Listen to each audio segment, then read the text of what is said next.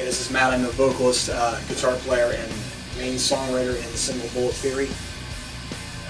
Single Bullet Theory has been a band since January of the year 2000. The band's done about 14 US tours,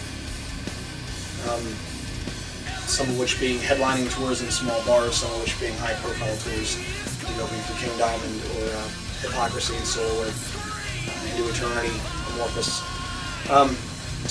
We just finished working on our 4th album, which is aptly titled 4. Guitar player John Rusin is actually the producer on the record. He did a fantastic job. The band has gone through several lineup changes over the years, all of which have been needed. It's hard to explain why people don't last in a project, but anybody out there that's in a band understands exactly what I'm talking about.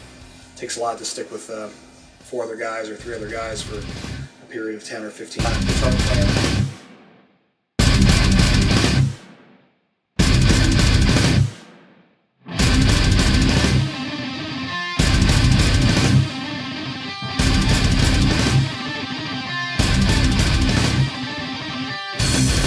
A couple lineup changes took place again for this record. Mr. Jeff. I'm Jeff Calver. I've been part of Single Bullet Theory since 2009. I'm a long-time musician, long-time metalhead, and at the time I was playing in some regular rock and hard rock bands, mainly in New York City. So I wanted to get back into metal, so I went looking for a decent metal band to join.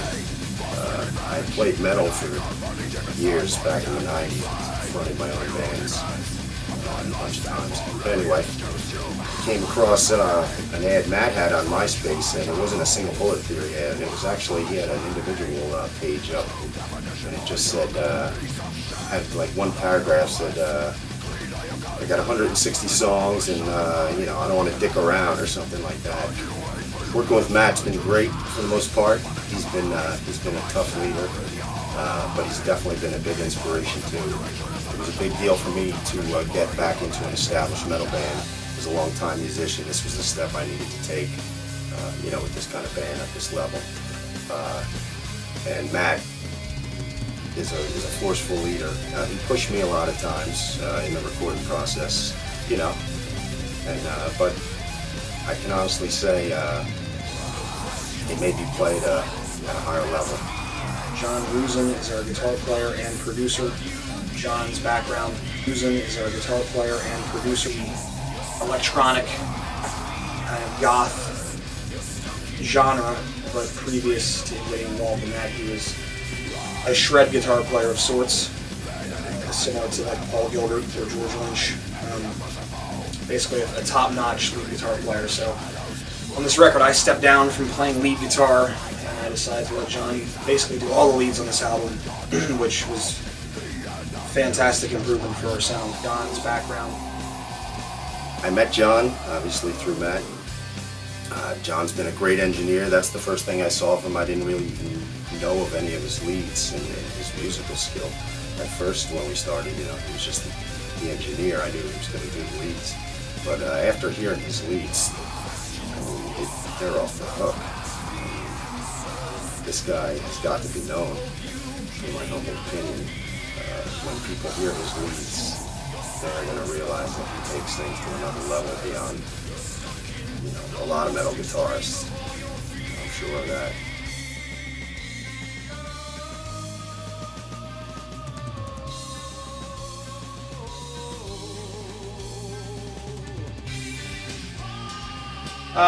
Record was recorded across about 18 months. We did a lot of it. 18 months.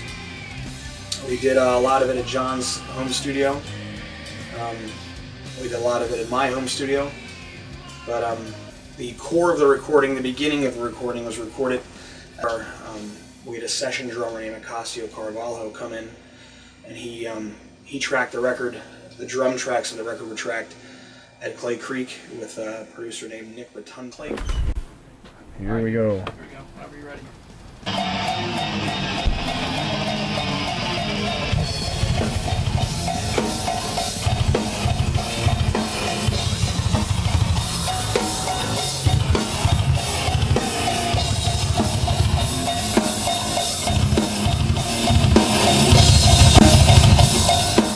chosen the lineup, I was really pumped up seeing some of the musicians he had chosen.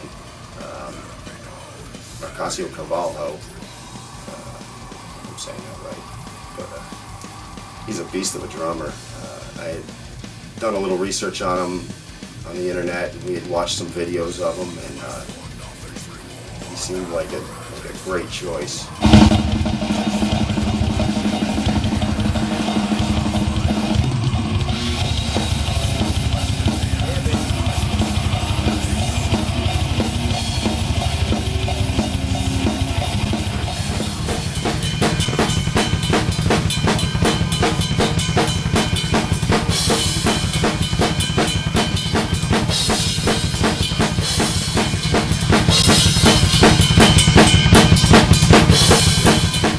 Vast change for the SBT sound. There's a couple different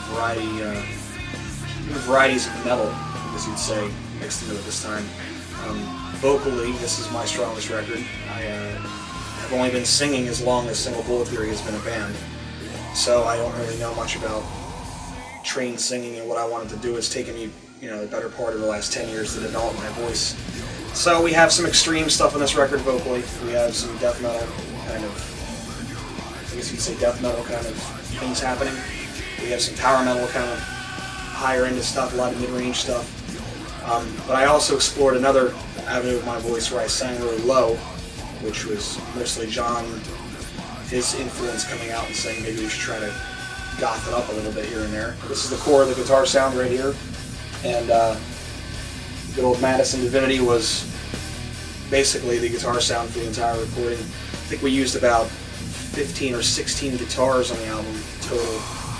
I know John used probably 3 or 4 as leads, and I used probably 9 or 10, plus acoustic guitars and overlays and things like that. Sound ready. I think we did, probably about 14 or 15 guitars were used on the recording, which made it interesting to try to get the album to sound cohesive and the same across the board, because every guitar, different tunings, responds differently with every amp differently. So we did a good job getting the record to sound strong and sound big on our own.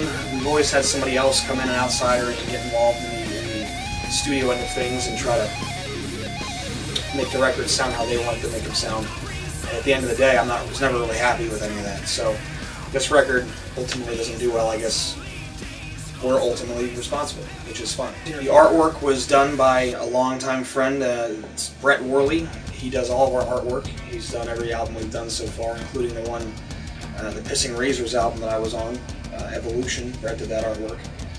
And he did the layout, he did basically all the inlays, the fold-outs, everything on it. It's going to be a digipack, which is fantastic.